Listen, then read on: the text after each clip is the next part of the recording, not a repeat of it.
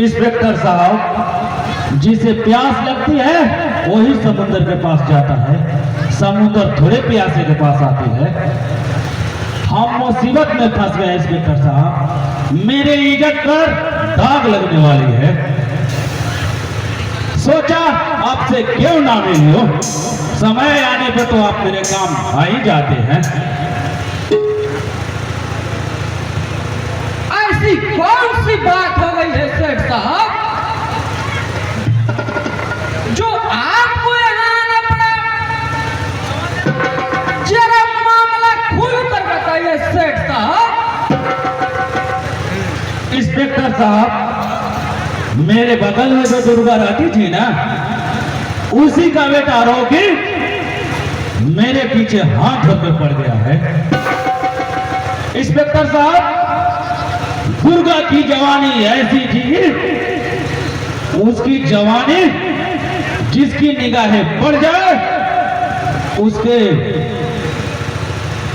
नियत भूल जाती है। आखिरकार मैं उसकी जवानी से पहले कैसे रख सकता, और उसकी रसीले वो तरसपान कर ही डाला। दुर्गा तो उस सदमा को बर्दाश्त ना कर पाई और सीधा परलोक सुधार गई। इंस्पेक्टर साहब, मैं उसकी आंखों में झांक कर देखा हूं, मुझे तो डर लग रहा है कहीं वो छोकरा मामला आगे न बढ़ा दे। मेरा भी नाम इंस्पेक्टर डंका है दीवान साहब। अरे मैं भी ऐसा डंक मारता हूँ कि कोई पानी तक नहीं मांगता। इंस्पेक्टर साहब, मैं भी यही चाहता हूं, ना रहेगी बांस और ना बाजेगी बांसुरी। हाँ इंस्पेक्टर साहब, उसकी जुबान पे ऐसी कला लगा दीजिए जो जीवन भर न खुल सके। मुझे क्या करना पड़ेगा और मुझ पर छोड़ दीजिए दीवान साहब। इंस्पेक्टर डंका जब अपने बाप का भी काम करता है तो उससे भी पैसा लेता है। अरे मैं तो पैसे के खातिर संगीन से संगीन जुर्म भी कर डालता हूँ। आप पैसे के फिक्र मत करिए इंस्पेक्टर साहब, मैं आपको इतना पैसा दूंगा कि आप 7 जन्म तक नहीं कमा पाएंगे। सेठ साहब, हम दोनों एक ही तालाब के 2 किनारे हैं। हम आपका काम करते हैं और आप हमें बदले में रुपया देते हैं। दीवान जी, इंस्पेक्टर साहब को थोड़ा सलामी दीजिए।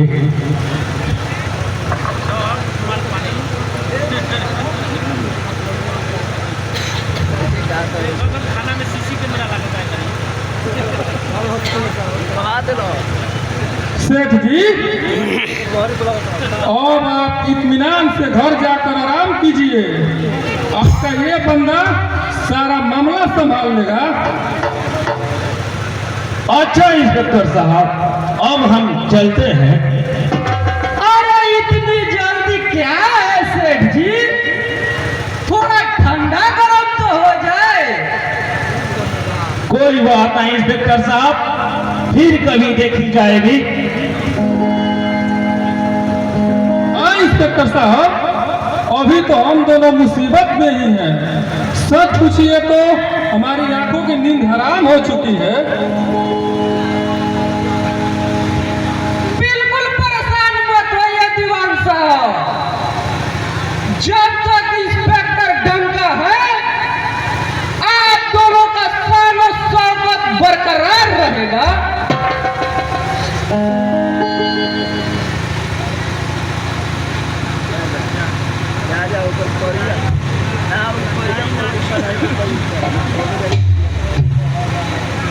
देखा हवलदार, सेठ साहब कितने काम के आदमी थे।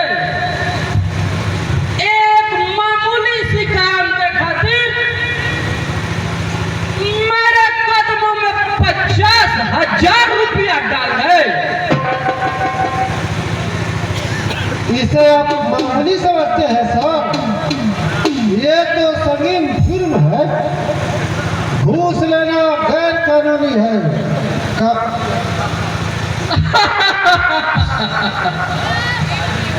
हवलदार, पानी में रहकर मगरमच्छ से बैर नहीं करते। अभी तुम नई नई नौकरी में आए हो ना, तुम्हें भी सब मालूम पड़ जाएगा।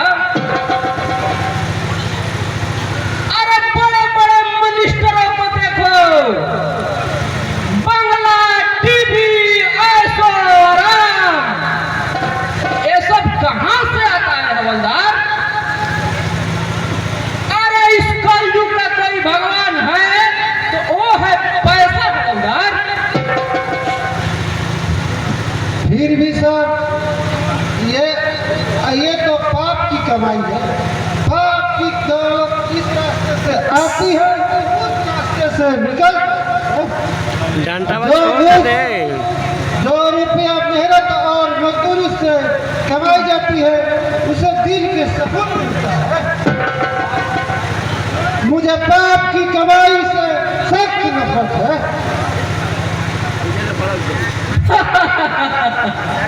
हवलदार, तुम्हें अभी रुपयों की जरूरत पड़ी कहाँ है?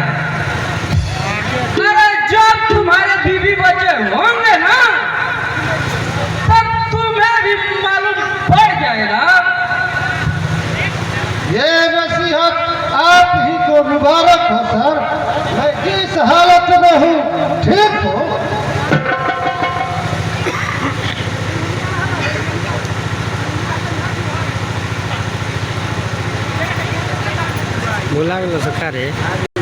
इंस्पेक्टर साहब, मुझे इंसाफ दिला दीजिए।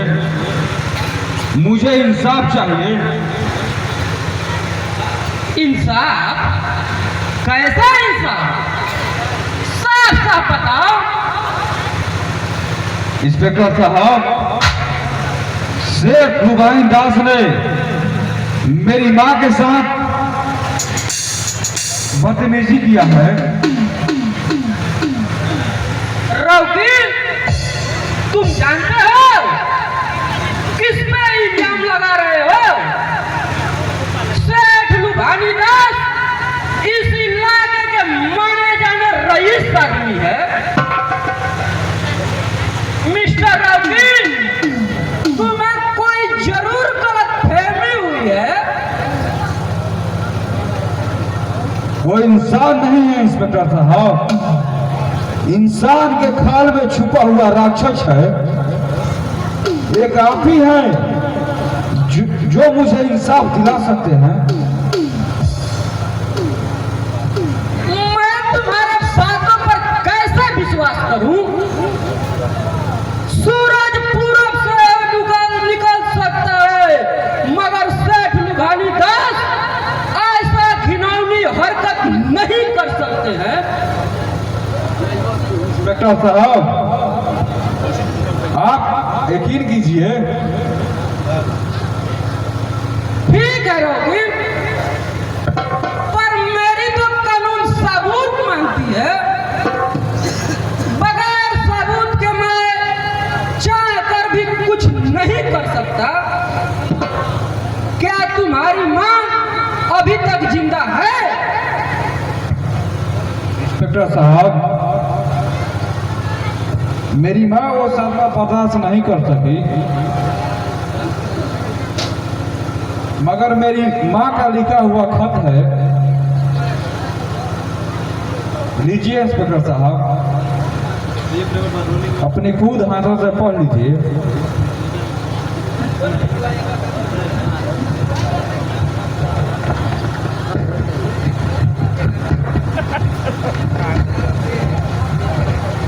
इसे आप हटा डाले इंस्पेक्टर साहब। उस सबूत को मिटा डाले जो सेठ